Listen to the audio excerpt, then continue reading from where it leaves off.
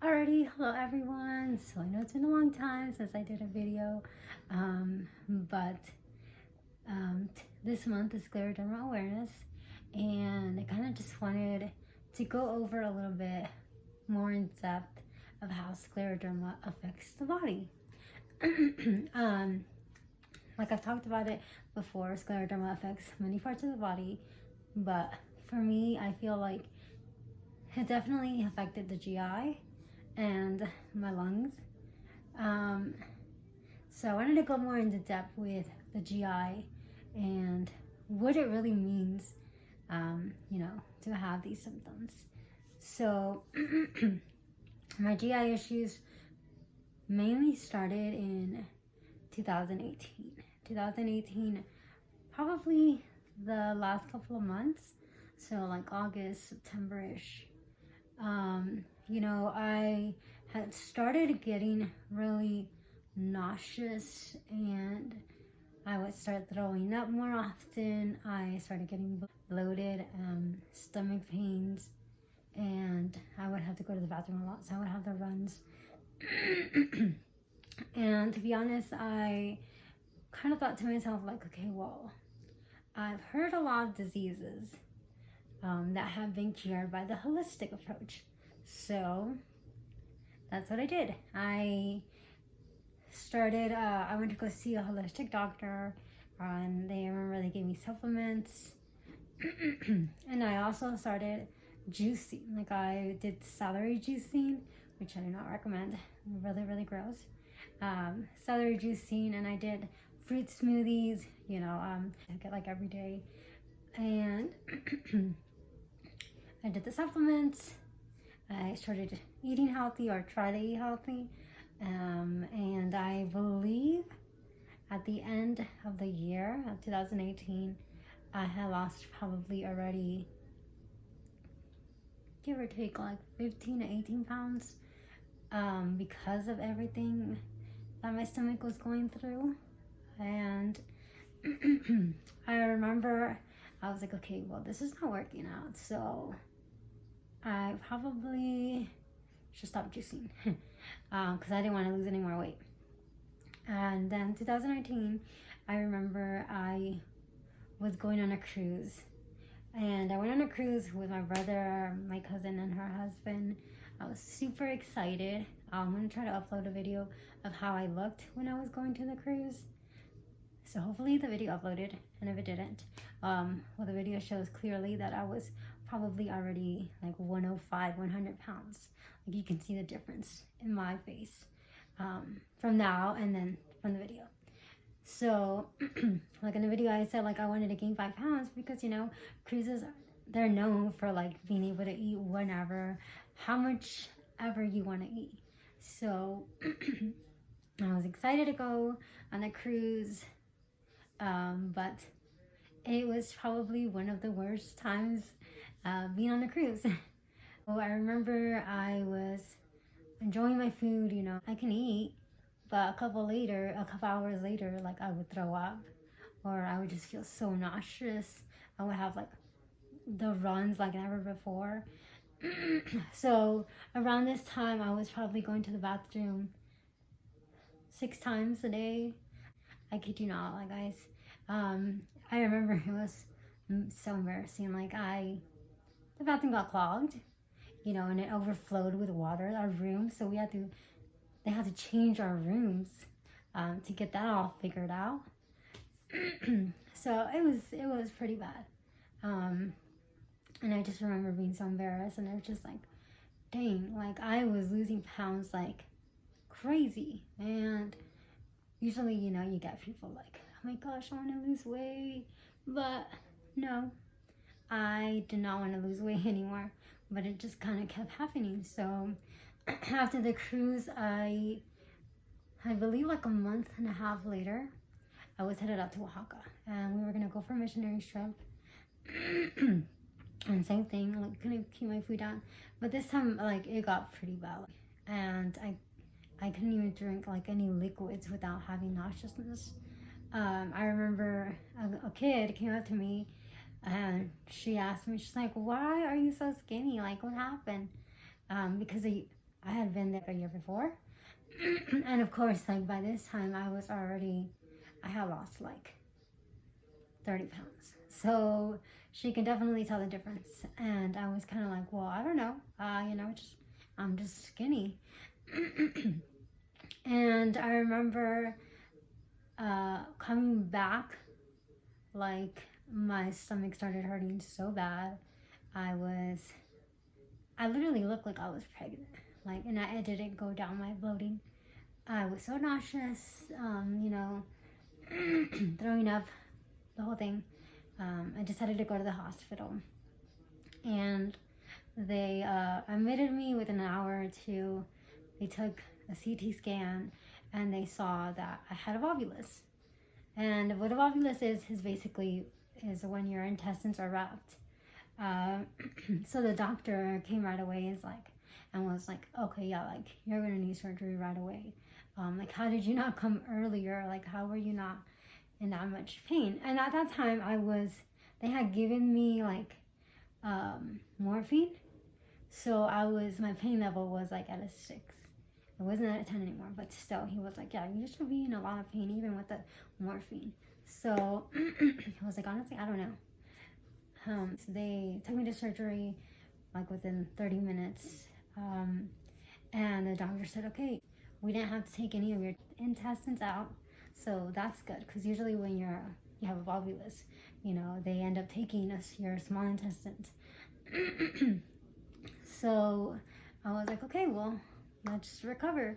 So I remember after the hospital, I was only eating like soups, and I could only eat like an egg. I was on a special diet, and I was not happy. And I still kept getting like the GI symptoms. And that was a little weird to me, because I was like, shouldn't it have gone away? Like, I had the surgery, I don't have a volvulus anymore. But no, it was still there. And a month later, I started getting the same symptoms, same pain, excruciating pain. Went to the hospital again. They did a CT scan, and then they admitted me like right away, because I had told them about my history. And I remember I had just gone to get my stitches removed like 3 days before. I saw my surgeon, and he was like, okay, everything looks pretty like it looks like it's healing well. And at this time I was around 95 pounds.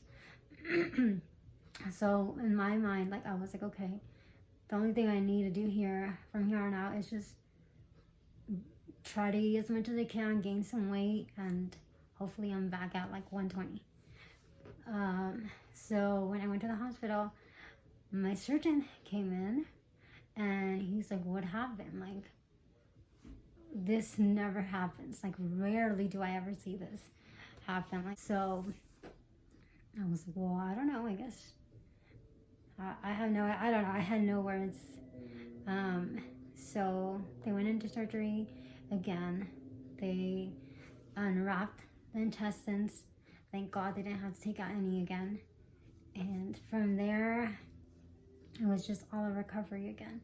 Having to start all over again was probably one of the hardest times of my life, because by that time it had been a month already, and I remember my mom had told me, like, you can't go out until it's been a month, because you're just so fragile. So being inside the home for another month was just like, no, I for my mental health, it was just too much.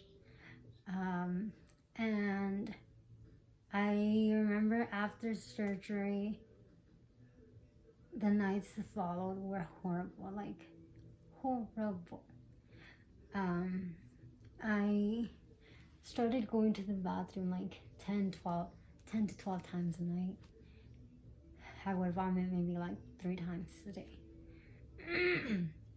And I was like, how is this even possible? Like, I wasn't even eating solid food, like, like rice or chicken.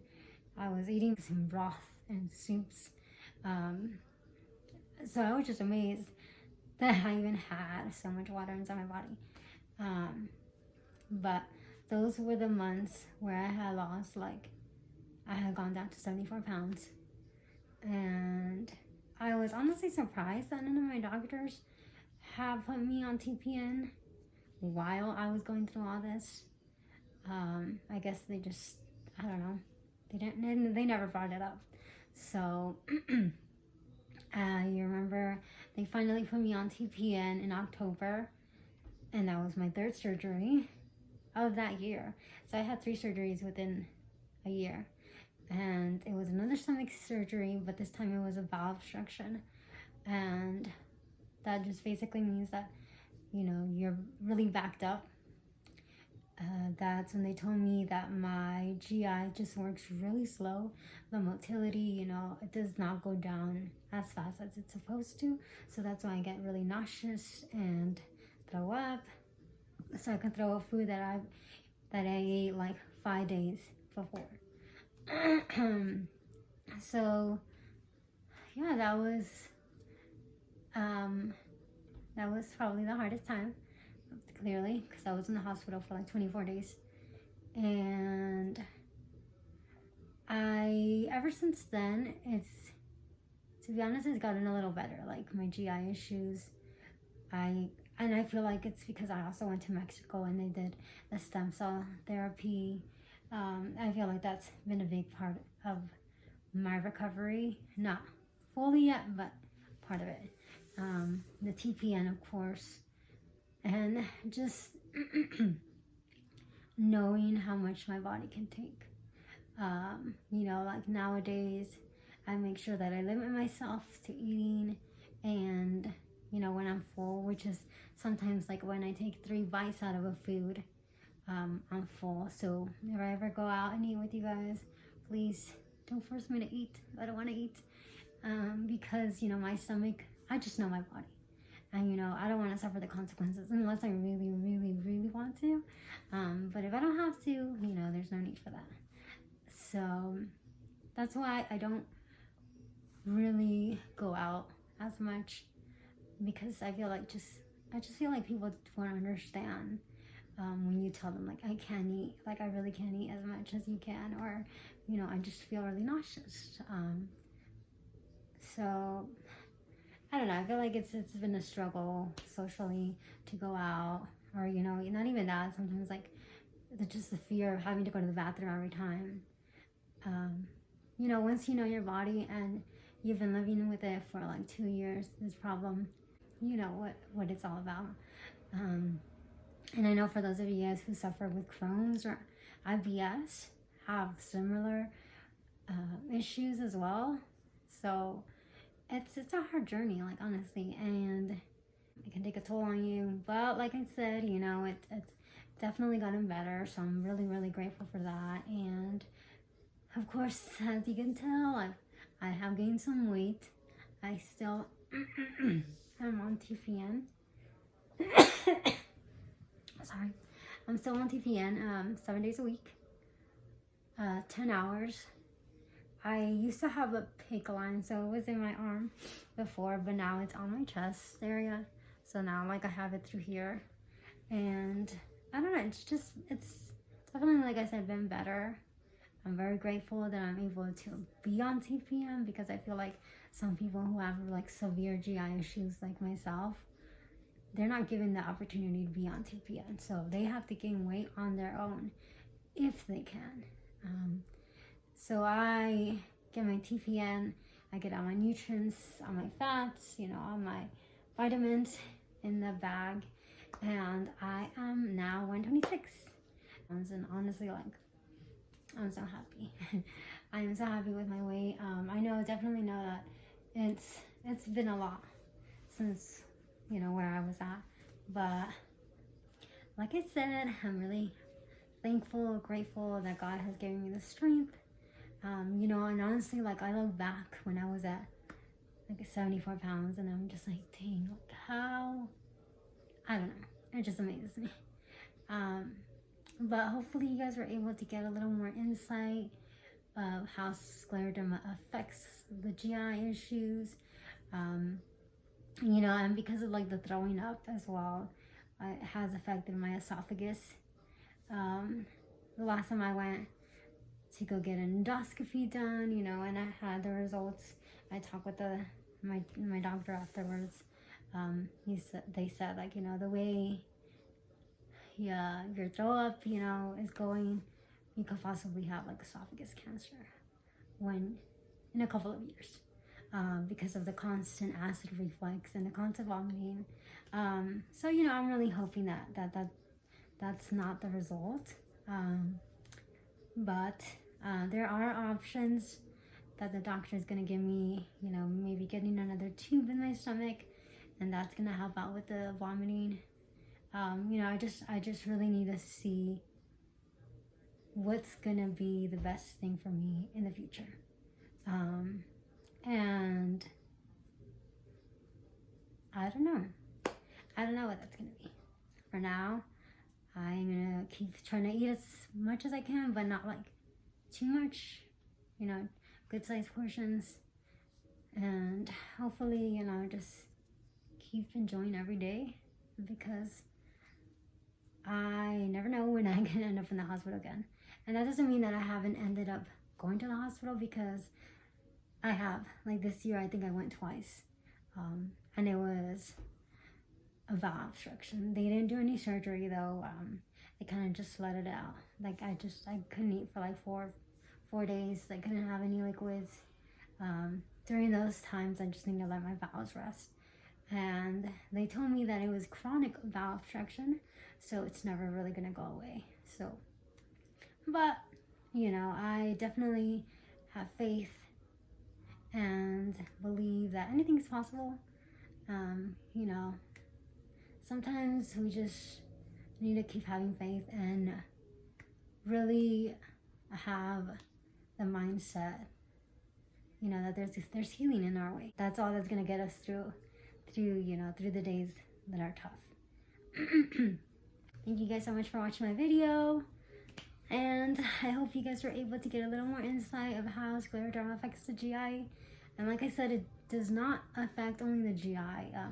A lot of people have lung issues, heart issues. I have a friend who has, you know, a pacemaker, and I have a friend who has, like, it's affected her lungs. I know people who are on oxygen.